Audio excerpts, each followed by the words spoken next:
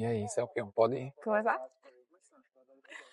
Oi! Hoje eu saí de casa para ver um querido Yuri. Que bom te encontrar na rua.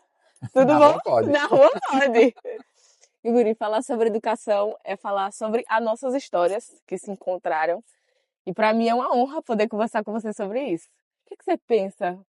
A primeira coisa que você pensa em educação, você pensa em quê? Transformação. Acho que não tem como você fazer educação sem que isso resulte em mudar a vida de pessoas. Então, cada vez que você entra na sala de aula, que eu entro na sala de aula, eu penso isso. Se eu não entrar para mudar, é melhor eu não entrar. E isso é, de fato, a verdadeira função de um professor, né? Eu vou falar sobre você, eu falo, eu não tenho como falar de Yuri como professor, tenho que falar dele como educador, porque realmente eu acho que essa é a motivação que tem que existir dentro de sala de aula, porque você mudou a minha vida e de muitos outros jovens, e é por isso que você é tão especial. Mas, para além disso, quando a gente vai falar sobre educação em Aracaju, e a gente vê que os índices estão como o índice de mais analfabetismo, a gente tem um grande problema na base, como é que a gente melhora isso? Qual é o grande problema de Aracaju quando a gente vai falar sobre educação e alfabetização? É. A questão é que os problemas que são novos não são bons, e que são bons também não são novos, né? Então, a gente alfabetiza pouco, a gente alfabetiza mal, depois que alfabetiza, a gente tem só 8% das crianças aprendendo o que deveriam aprender de português e matemática. Eu estou falando de conta básica, de pronome, enfim, é o básico do português e matemática. Mas a boa notícia é que, como isso é o básico, o que a gente tem que fazer é o beabá. É a gente acompanhar lá desde a alfabetização, na verdade, desde a creche. Como é que a gente coloca todo mundo na escola. E a partir daí, como é que a gente vai acompanhando que o básico está sendo aprendido. Não dá para eu esperar que o aluno chegue lá no Fundamental 2 para identificar que ele é um analfabeto funcional. Eu tenho que acompanhar lá quando ele tinha 3, 4, 5, 6 anos. Porque lá é Sim. mais fácil de corrigir. Então, o que a gente tem que fazer é o básico. É monitorar, é intervir o quanto antes. E o bom é que isso é fácil de fazer. A gente já sabe fazer, porque isso aí já está aí há muito tempo. Mas você acha que isso é uma coisa que depende exclusivamente do professor em sala de aula? Tipo assim, quais são os parâmetros que a gente tem? Porque eu acho que muita gente fica, tá, mas a gente começa por onde? Por exemplo, eu recebi uma pergunta, qual é a principal problema da educação? Vem de onde para resolver esse problema? Se tratando de Aracaju, você tem problema para você escolher aí, viu? É. Você pode escolher para onde começar, que todos são extremamente graves. Alfabetização, formação de professor. E aí, quando alguém me pergunta, vamos começar por onde? Eu dou o exemplo, por exemplo, de Vitória, secretária lá de Educação, uma amiga minha. E aí eu entrei em contato com ela e falar, aí eu falei, Ju, me diga uma coisa, problema de creche, como foi que você resolveu aí? Ela disse, eu vou dizer um passo que a gente deu aqui. Eu tinha sala com 12 alunos, eu tinha sala ociosa servindo depósito, o que foi que eu fiz? Eu cheguei na rede e analisei sala por sala. Onde é que eu posso redimensionar? Onde é que eu posso juntar turmas sem mexer na qualidade? Só isso já aumentou em 40% a oferta de creche. É a quantidade de espaço que eu já tenho, mas que não está sendo utilizado da forma adequada. Aqui eu não estou falando de gasto, aqui eu não estou falando de construção. Eu estou falando apenas de uma medida simples de organização da rede. Isso vai ser suficiente? Não, porque em educação não é uma ação só Não que é é assim. suficiente. Mas é um começo. É aquele start que você vê, ó, tá dando a perspectiva de que a gente vai começar a resolver. Aí, a partir daí, você tem que montar uma série de outras coisas também. Então, por mais que o cenário seja desafiador, a gente não pode ficar parado diante disso. E aí eu enxergo que, por exemplo, o papel do vereador ele vai ser muito importante. Porque é ele que vai indicar, que vai cobrar, que vai propor soluções para que a política se efetive. Né? Porque, enfim, faz parte do processo. Né? Ninguém vai estar lá na Secretaria de Educação achando que vai ser tudo flores. Né? A educação ela é múltipla e de vários interesses. Então, eu tenho que entender que eu, como professor, carrego uma visão de educação. Você, como vereadora, vai carregar outra, a gestão vai carregar outra, os pais vão carregar outros. Então, é preciso que todo mundo interfira, de alguma forma, ali no processo de educação, porque é um projeto coletivo. Não tem como pensar a educação de Aracaju sem pensar o que a vereadora de Aracaju pensa sobre isso. Que posição você defende? E você, enquanto professor, o que é que te dá mais tesão quando você está em sala de aula? Olha, desafio. Né? Porque, veja, eu costumo valorizar muito o tempo dos alunos. Né? Sim. Porque eu falo assim, tem tempo que a gente controla, que é esse tempo daqui. Eu sabia que eu ia estar aqui, que era uma pessoa que eu queria estar, no momento que eu queria estar, com a conversa que eu queria estar. Na escola, não. Eu estou num ambiente em que eu não escolho, porque me lotam lá, com alunos que não escolhem, né? Eles não me escolheram como professor, ele chegou lá e eu estava lá. Uma turma que eles também não escolhem. Então, o que é que eu penso em fazer? Daquele tempo, um tempo prazeroso para eles. Porque é isso, a gente não escolheu, então, mas precisa ser prazeroso, precisa valorizar aquele tempo deles. E aí, a minha perspectiva é assim, o meu fio condutor é, quando eu começar a dar aula, que o aluno olhe para mim e fale assim, poxa, que bom que eu vim para cá hoje. É esse sentimento, essa é a minha métrica que eu tenho. Então, quando eu entro na sala de aula, eu preciso valorizar o tempo que eles estão ali e que eles percebam essa evolução, percebam essa mudança. Eles olhem para a escola, falam, esse lugar é para mim. Esse lugar tem alguém pensando em mim, tem alguém enxergando, tem alguém se preocupando com a minha aprendizagem, tem alguém se preocupando com o meu futuro, e eu vou poder confiar que essa pessoa está fazendo melhor. Então, eu vou ser livre para ousar, para aprender, para criar.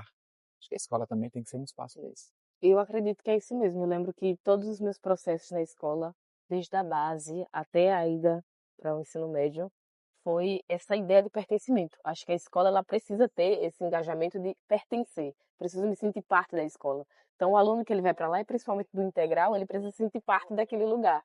Ele precisa se sentir integrado, não só pelos alunos, mas pelo professor, pela gestão que está lá. Por isso que eu perguntei quais são as frentes, porque eu acredito que existem escolas que não entendem também essa estrutura, como funciona essa estrutura, que tipo de aluno frequenta essa escola.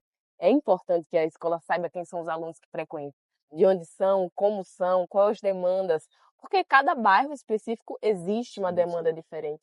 Então a escola também é um lugar do acolhimento, né, do pertencer. E a gente fazer com que essas escolas se tornem cada vez mais um lugar de pertencimento facilita o processo.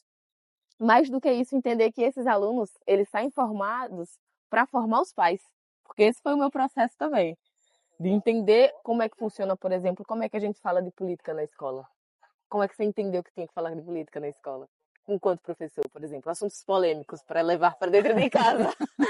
Como é que você fala para o aluno sobre homossexualidade? Como é que você fala sobre qualquer outro assunto polêmico que chega em casa? Você fala, onde é que você aprendeu isso? Olha, a minha perspectiva precisa ser de um jeito sério.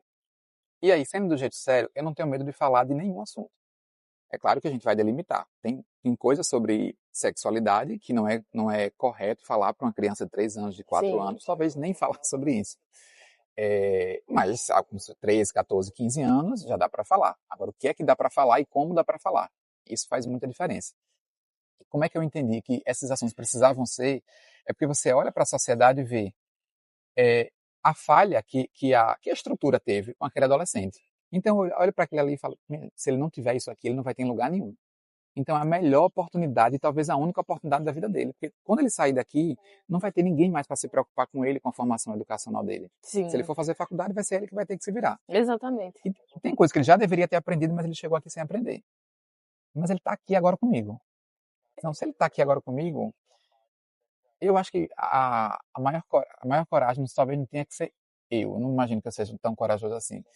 Eu acho que a coragem maior é de quem deveria ter feito e não fez. Isso para mim é corajoso. Você ser negligente, você ter muita coragem. De você entrar numa sala de aula, ver uma quantidade de adolescentes ali pensando no futuro e você negligenciar isso. Isso para mim é que você ter muita coragem de ser incompetente e não fazer o que você tem que fazer.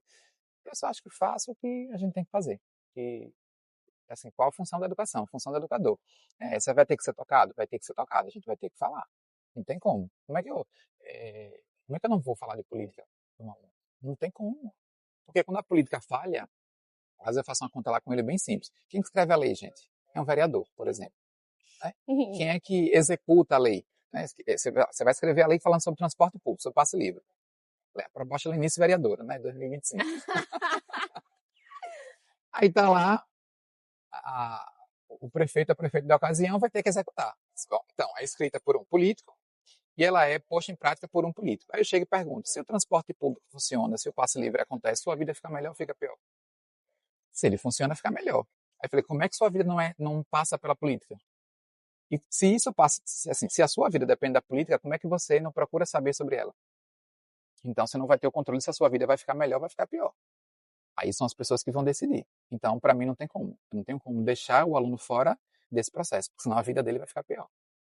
Entender que ele também é um ser político, né? Sim, Que ele precisa entender. Então, se você tem um estudante que é negro, da periferia, que é, que é gay, enfim, que está dentro dessas mazelas e que corresponde a um público que está mais vulnerável, ele entender que ele precisa se posicionar e que ele precisa mais do que nunca entender, justamente para fazer parte desse processo de como funcionam essas estruturas, né?